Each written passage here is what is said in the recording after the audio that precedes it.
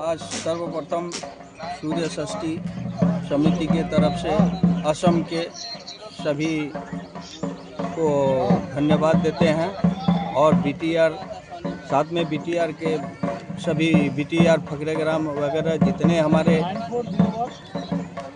यहाँ के रहने वाले सदस्य हैं सबको हम धन्यवाद देते हैं।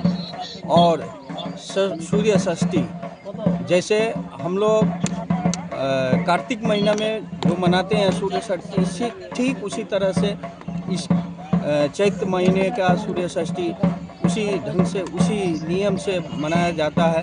इसलिए मनाया जाता है कि जो समृद्धि, शांति, सुख और मनोकामना वांछित के लिए ये सूर्य षष्ठी का पालन होता है। डूबते सूर्य का और उगते सूर्य का आराधना करके ये सूर्य षष्ठी पूजा जो है समाप्त किया जाता है। जैसे अभी सूर्य डूबते हुए सूर्य का अर्घ्य दिया जा रहा है, यही चीज़ सुबह उगते हुए सूर्य का अर्घ्य दिया जाएगा। अर्घ्य देने के बाद इस पूजा का समापन हो जाएगा। धन्यवाद।